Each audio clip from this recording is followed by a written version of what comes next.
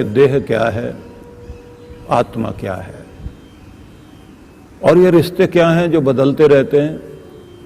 उन्होंने बताया कि मौसम बदलते हैं तो शरीर के मौसम भी बदलते हैं। जैसे बाहर के मौसम बदलेंगे ऐसे आपके शरीर की अवस्थाएं बदलती हैं। अवस्थाएं बदलती हैं तो आप उन सब बदलाव को देखकर दुखी नहीं होते, मानते हैं कि ये स्वाभाविक है। ठीक इसी प्रकार से मानसिक अवस्थाएं भी बदलती हैं। व्यक्ति का मूड बदलता रहता है और वो मूड जो बदलते रहते हैं उनका प्रभाव हमारे जीवन में जरूर आता है।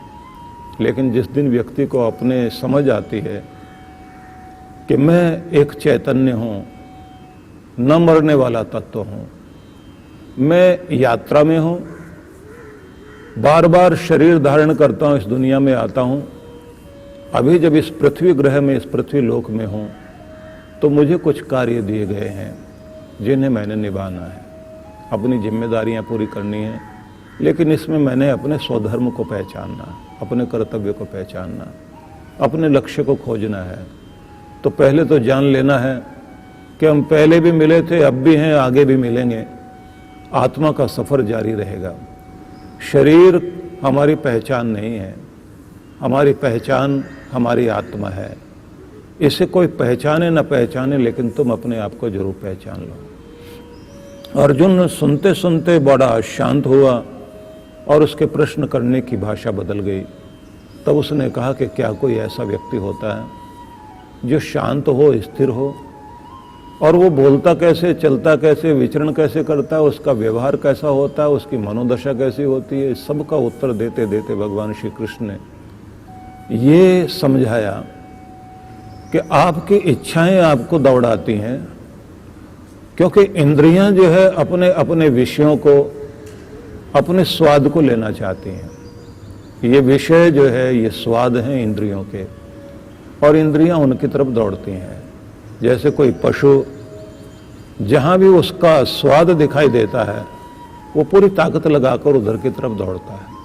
लेकिन प्रत्येक पशु के साथ उसकी रस्सी बंधी हुई होती है, और उस रस्सी को पकड़ने वाला कोई होना चाहिए, तभी आप अपनी खेती को और फसल को बचा सकते हैं, नहीं तो पशु चर जाएंगे।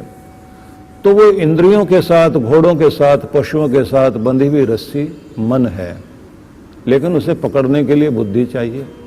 और उसकी ट्रिक भी उन्होंने बताई कि प्रत्येक व्यक्ति को अपनी बुद्धिपूर्वक अपने मन को हाथ में लेना चाहिए, मन के साथ बंधी हुई इंद्रियां, और इस तरह से तुम बुद्धि के द्वारा स्वयं को नियंत्रित करोगे।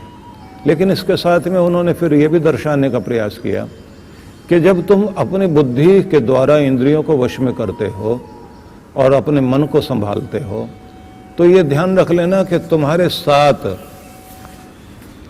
इंद्रियों का स्वभाव तुम्हें समझ में आ जाना चाहिए कि ये बहुत शक्तिशाली होती हैं। जब इनको इनका विषय दिखाई देता है तो रस्सी पकड़कर खींचने वाला ग्वाला भी गऊ को या किसी पशु को खींच नहीं पाता, वो उसको खींच कर ले जाती है। तो इसलिए इनको ट्रेंड करने की आवश्यकता है कि ये मालिक की मर्जी को समझ सकें। तो उन्होंने फिर इंद्रियों को कैसे नियंत्रित करना है, कैसे संयमी रहना, ये सब भी समझाया। और ये समझाने के बाद उन्होंने कहा कि कैसे तुम कामना रहित बनो, कैसे तुम अपनी इच्छाओं को नियंत्रित करो, किस तरह से आप अपने जीवन के सुख को ढूंढना चाहते हो। तो तुम्हारा सुख जो है तुम्हारी शांति में छिपा हुआ है। पहले स्वयं को शांत करना सीख जाओ। जब तक आप अपने आप को शांत करना नहीं सीखेंगे तब तक आपकी जिंदगी में सुख नहीं टिकेगा। अब उसी स्थिति को समझाते समझाते उन्होंने कहा कि जिस तरह से समुद्र में अनेक नदियां आकर मिलती हैं लेकिन वो अपनी मर्यादा को नहीं छोड़ता, तो तुम समुद्र बनने की चेष्टा करना। अनेक अनेक तरह के विषय, अनेक तरह के स्वाद के पीछे दौड़ने वाली इंद्रियां जब अपनी तरफ खींचेंगी तो वो ट्रेंड होंगी और तुम्हारा मन भी प्रशिक्षित होगा और तुम्हारी बुद्धि नियंत्रित होगी, तो तुम अपने को संभाल लोगे। लेकिन फिर भी एक बात ध्यान रखना, हमारे चित्त पर पड़ी हुई जो इच्छाओं की लहरें हैं, संस्कार हैं, जन्म जन्मांतरों की वासनाएं हैं, वो हमें अपनी तरफ खींचने की कोशिश करती हैं। लेकिन जब तुम अपने चित्त को शांत और पवित्र कर लेते हो तो जैसे नदियां बहुत सारी आकर समुद्र में गिरती हैं, लेकिन वो विचलित नहीं होता, वो अपनी गंभीरता बनाए रखता है। बस तुम भी अपनी गंभीरता बनाए रखना, अपने आप को संभाले रखना। ये सब दर्शाते हुए अब हम आखिरी बिंदु पर पहुंच रहे हैं। ये भूमिका बताना इसलिए आवश्यक था कि हम कहां से चले थे और कहां पहुंचे और हमने समझा क्या है। क्योंकि अधिकांश रूप से हमें ऐसा लगने लग जाता है कि बहुत सारा उसकी प्रज्ञा प्रतिष्ठित है, ये बार बार दोहराया जा रहा है। तो बार बार ये क्यों दोहराया जा रहा है कि मनुष्य की पहचान उसकी बुद्धि से है, और बुद्धि की जो स्थिति है उसको समझना चाहिए कि साधारण बुद्धि है, आपकी मेधा बुद्धि है, या आप प्रज्ञा वाली स्थिति में आ गए। यहाँ धी और प्रज्ञा दो शब्दों का प्रयोग ज्यादातर किया गया। धी वो है जो स्थिर बुद्धि है और प्रज्ञा वो है जो दूरदर्शी बुद्धि है। प्रज्ञावान व्यक्ति बहुत आगे तक देख पाता है। इन सब को दर्शाने के साथ आइए अब अगले अंतिम चरण में हम प्रवेश करते हैं। श्री कृष्ण, योगेश्वर कृष्ण अर्जुन को समझाते हुए कह रहे हैं, विहाय कामान्यः सर्वान् पुमांश्चरति निष्प्रियः निर्ममो निरहंकारः सह शांतिम् अधिगच्छति। फिर से समझाया कि समस्त इच्छाओं का परित्याग करके लालसा रहित होकर, निष्प्रिय लालसा रहित होकर, निर्ममो और मम भाव से रहित होकर, मेरेपन के भावना से मुक्त होकर, निरहंकार अहंकार शून्य होकर, जो व्यक्ति पुमांश्चरति, जो व्यक्ति इस दुनिया में विचरण करता है, व्यवहार करता है, स शांतिम् अधिगच्छति, उसको शांत अवस्था की प्राप्ति होती है। चित्त शांत, उसके मनोदशा शांत, उसके जीवन का संपूर्ण रूप शांति में आ जाता है। दूसरे रूप में कहें, अंदर शांत हिमालय की तरह से आप हो गए तो चारों तरफ का वातावरण भी वही बनेगा। बर्फीले पहाड़ की तरफ चलते चले जाइए तो आपको वहाँ चारों ओर ही ठंडक का अनुभव होगा। नदियों में, हवाओं में, यहाँ तक कि सूरज की किरणों में भी शांति महसूस होगी। वृक्षों के अंदर भी आपको वो शांति अनुभव होगी। वहाँ हिमालय के नज़दीक चलते चलते आप देखते जाएंगे कि एक अलग ही वातावरण हो गया। आपको वह शांति का हिमालय बन जाना है कि जिसके आसपास चारों तरफ एक शांति का सुंदर रूप दिखाई दे। पहले अंदर शांति आए तो फिर आपके आसपास भी वही वातावरण बनेगा। मतलब आपके अंदर की किरणें प्रकट हो रही हैं शांति वाली, तो आप एक देवदूत बन जाइए, शांति के देवदूत। एक ऐसे फरिश्ते जिसमें चैन सुकून चारों तरफ से प्रकट हो रही है, ऐसा देवदूत, ऐसा कोई एंजल जहां कहीं बैठता है, पूरी दुनिया कितनी भी नरक क्यों ना हो, उसके बैठने से वो जगह स्वर्ग बनने लगती है। वो वातावरण ही बदल जाता है। मैं देखता हूं कि ऐसे लोगों को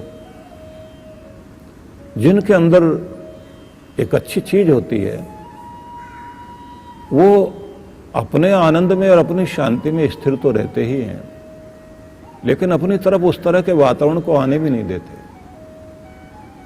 कुछ साधु संत और एक अच्छे योगी हम लोगों के साथ यात्रा कर रहे थे, और उसमें कुछ गायक लोग बैठे हुए थे जो बड़े चंचल स्वभाव के थे। यात्रा थोड़ी लंबी थी। एक बड़ी वैन में हम विदेश में यात्रा कर रहे थे। अब वो गायक लोग जो है आपस में मजाक करते करते और हल्के स्तर पर उतर आए। तो वो योगी जी जो बैठे हुए थे वो दिखावटी योगी नहीं थे, अपने शांत अवस्था में उसी तरह बैठे रहे। लेकिन जब देखा कि बाहर का वातावरण प्रभावित करने लगा तो उनके मुंह से निकला, तिलकराज मत भूलो यहां हम भी बैठे हुए हैं। अब बड़ी गरजती हुई आवाज निकली उनकी। अब वो गायक जो है वो पीछे मुड़ के देखता है, मत भूलो यहां हम भी बैठे हुए हैं। वातावरण बदल गया एकदम। 3 बार सॉरी सॉरी सबने बोला और महात्मा फिर अपने आप को शांत करते हुए स्थिर होने लगे। और फिर मैंने देखा पलकें कोमलता से बंद, चेहरे पर शांति आ गई, होठों पर मुस्कुराहट, और अब जो उनके शरीर में गर्मी आई थी वो धीरे धीरे शांत हो गई और अपनी जगह स्थिर होकर बैठ गए। अब मैं उन्हें देख रहा हूं कि वो अंदर गहरे उतरते जा रहे हैं। यात्रा चल रही है, गाड़ी में है, लेकिन उनकी यात्रा अपने अंदर जा रही है। बाद में जब हम लोग बैठे अकेले में तो उन्होंने कहा कि औरों की यात्रा अंदर से बाहर की ओर है, योगी की यात्रा बाहर से अंदर की ओर होती है। कभी कभी वातावरण को बनाने के लिए आपको इस तरह से होना पड़ता है, नहीं तो आपके सारे वातावरण को खराब करने वाले लोग उदंडतापूर्वक कुछ भी कर देंगे।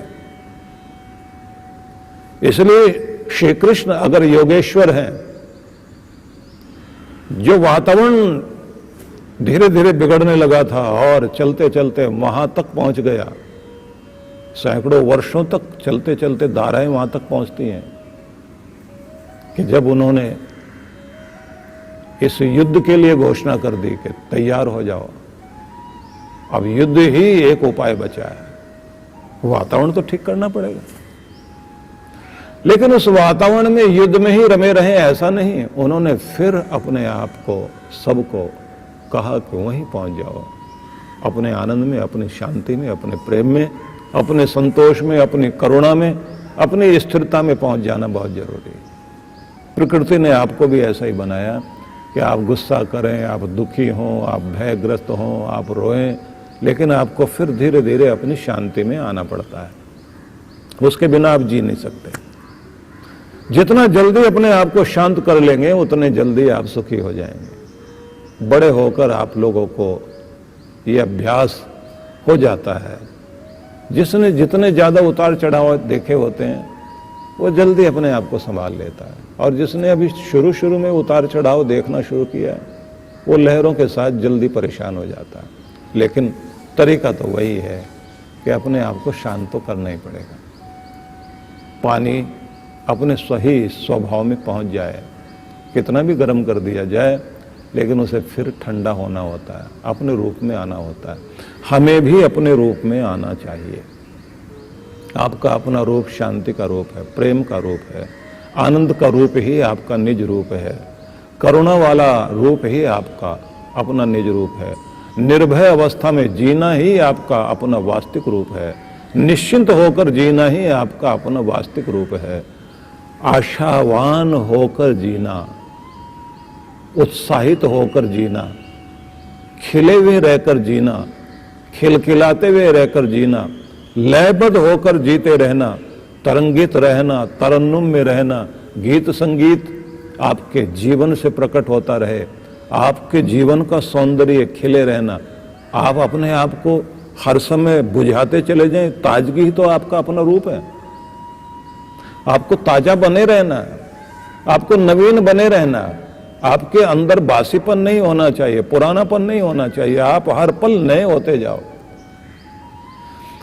आपको अपने प्रेम में इतना प्रेमपूर्ण हो जाना है कि दूसरों की ईर्ष्या, द्वेष, बैर वो ना आपको जकड़ ले, बल्कि आपका प्रेम चारों तरफ फैल जाए।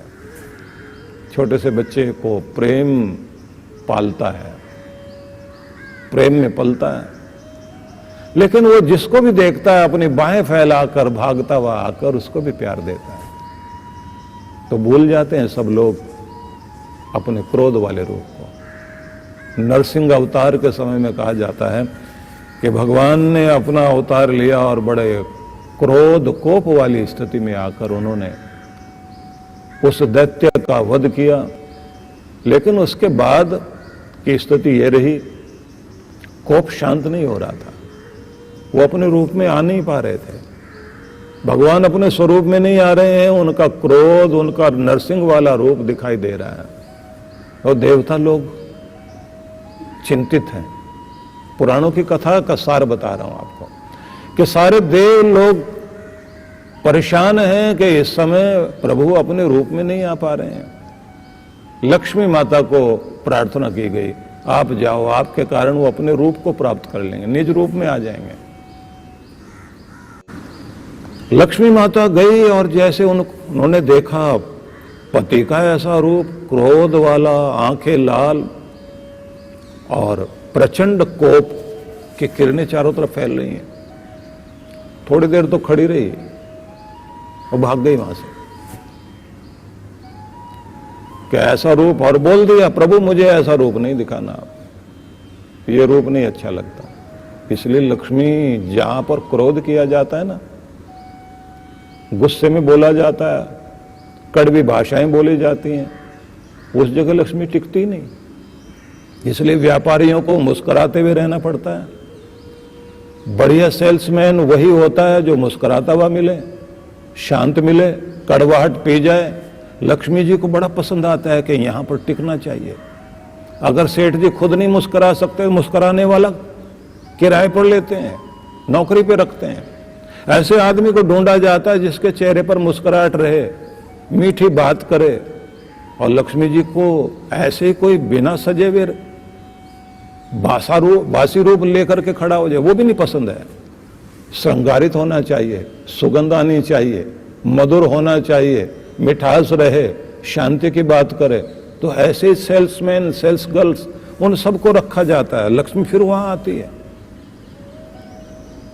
तो लक्ष्मी जी चली गई और उन्होंने कह दिया प्रभु मुझे ऐसा रूप नहीं दिखाना। अब देवता फिर परेशान है कि अब क्या किया जाए। इनको इस रूप में लाने के लिए तो कहते हैं गुस्से में भी कोई हो, अपने बच्चों को देख करके आदमी के हृदय में प्यार आ जाता है और वो फिर निज रूप में आ जाता है। अब भगवान का बच्चा कौन जिसे वो प्यार करें? भगवान के तो सारे बच्चे हैं।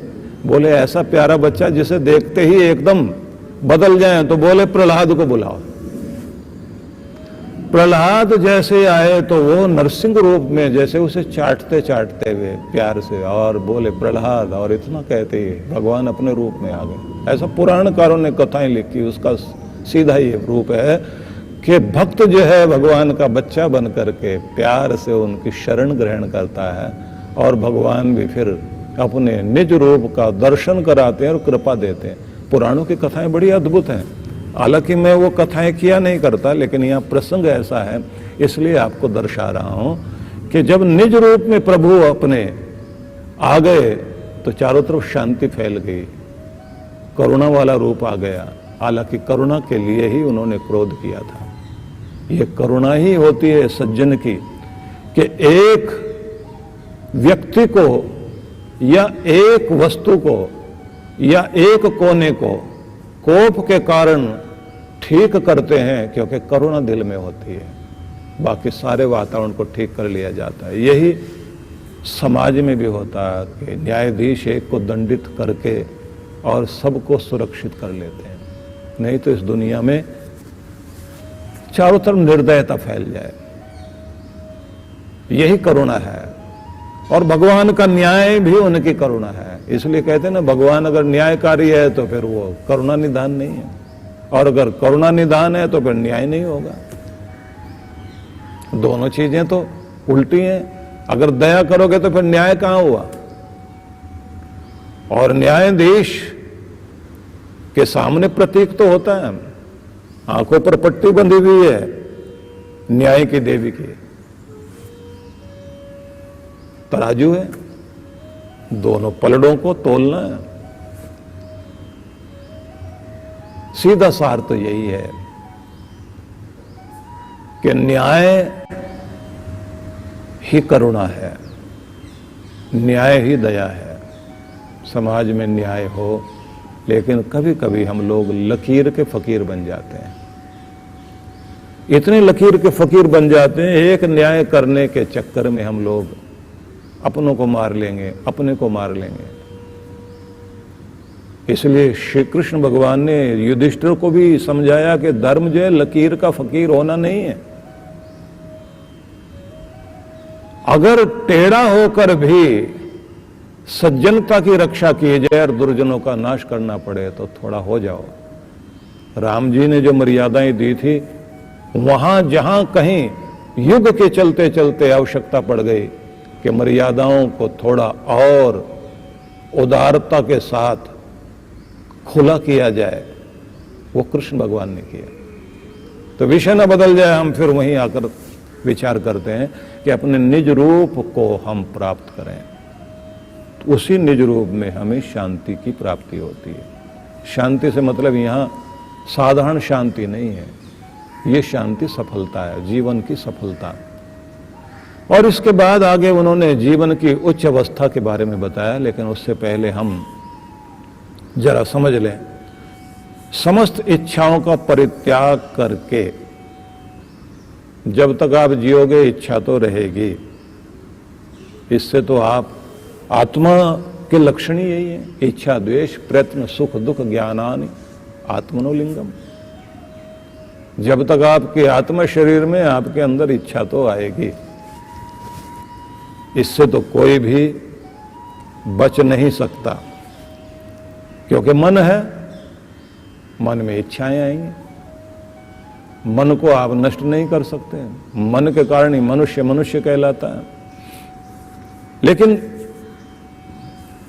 आपके ग्रंथों में ही यह समझाया गया है, मनो ही द्वैविधम प्रोक्तम शुद्धम च अशुद्धम मेव च।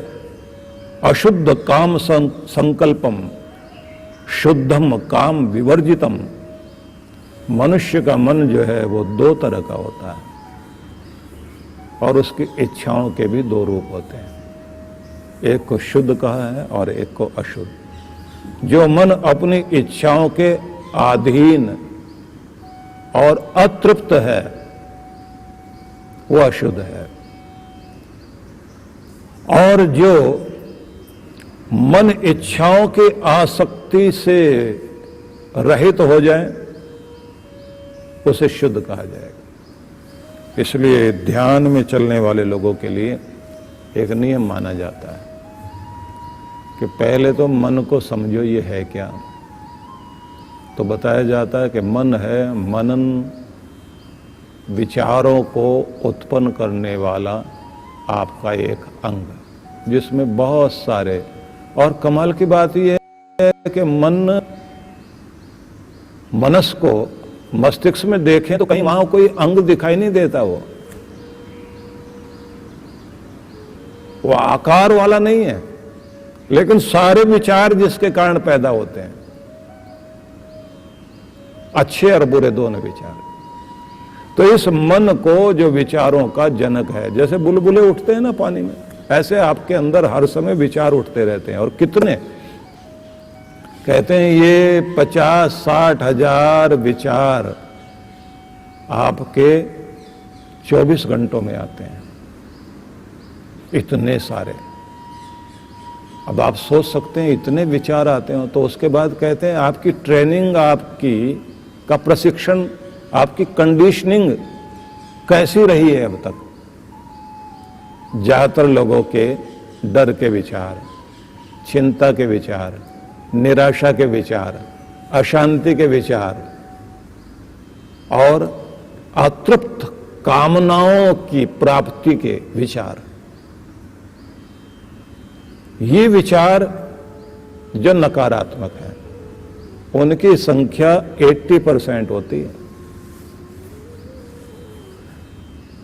इतने सारे विचार उठ रहे हैं, तो इसको कहा गया ये अशुद्ध मन है। और जब आपके मन में कहीं आशा, कहीं उत्साह, कहीं उल्लास, कहीं निर्भयता, कहीं निश्चिंतता, कहीं आत्मविश्वास, कहीं धैर्य, कहीं साहस के गुण जागते हैं, तो ये कहते हैं कि इससे शुद्ध मन कहा जाएगा।